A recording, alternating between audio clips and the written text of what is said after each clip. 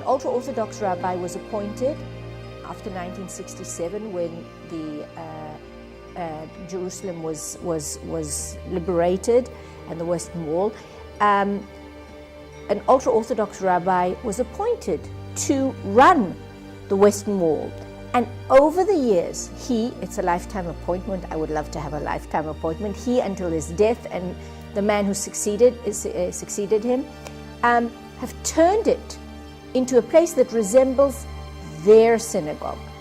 Again, what happened there at the Western Wall over the years is that it has become more and more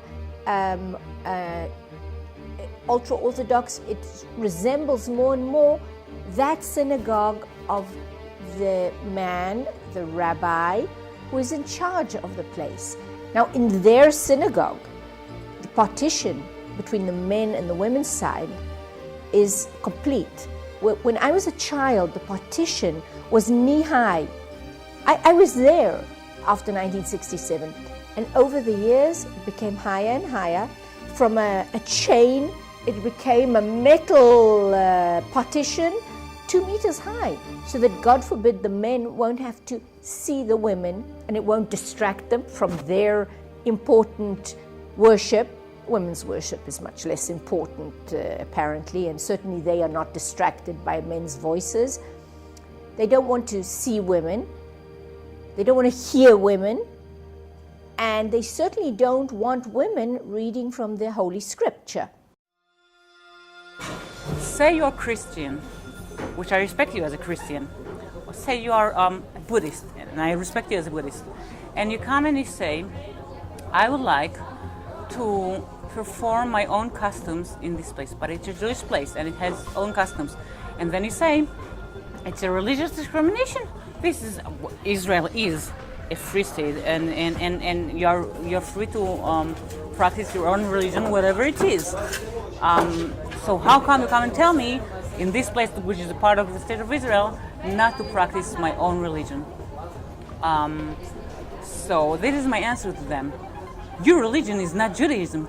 You came and created a new religion which you called Reform Judaism about 200 years ago. And then you claim that you are not that you are Jews and you are prevented from practicing your religion here. The main idea is that we would like to preserve the place as is. Everybody is welcome to pray, no matter who you are, but respect the place. You're not respecting the place. The Israeli government passed legislation. It's important. This legislation is important because we were arrested afterwards based on that legislation. It was an amendment to the law of the holy places, which says anyone who prays at the Western Wall, not according to the custom of the place, and in a way that can offend others, can be put in prison for up to 6 months or pay a fine. As you can see, I'm a serious criminal. I look like a criminal. And I was arrested 4 times for wearing, adorning with the prayer shawl. And one time because of the Torah scroll, because I sneaked in a Torah scroll. The world, the Jewish world, women in North America and liberal women here and men were just going crazy. They were saying, what is this craziness? Women are arrested for praying with a prayer shawl. In our synagogues, we all pray with a prayer shawl. And the Western Wall belongs to everybody. This is not a synagogue, remember? There's never been a synagogue, and it's in law, in Israeli law, it is a holy site, but it is a national holy site. Western Wall is a synagogue just by definition of a synagogue is a holy temple. So, well, it's more than a synagogue; it's more holy. If you don't treat it like a synagogue, treat it as more holy, then it's a holier place than the synagogue, and not the opposite side. So, you don't want to recognize it as a synagogue? My question to those people is, what do you have there? Why are you coming there? It's a symbol of the state of Israel. I heard it many times. I don't know what would other people answer. I'm just saying what I heard. How is it the symbol of the state of Israel? What made it a symbol of the state of Israel? We fought for it in 67. Why did you fight for it in 67? Because it was the place that Jews were looking for to come and pray all of their lives, during generations on generations for 2,000 years.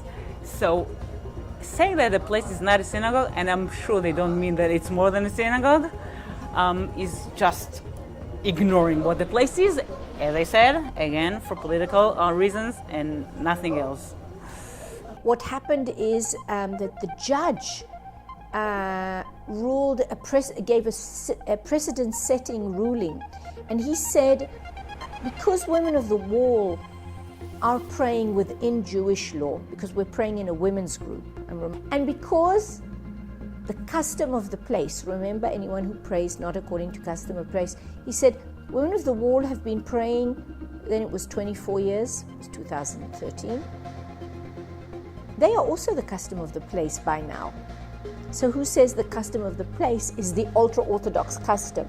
The custom of the place is also women of the wall's custom. They're talking about religious freedom, but it's not about religious freedom. It's actually, as I said, about oppressing our religion because they're trying to change me, and I'm officially offended.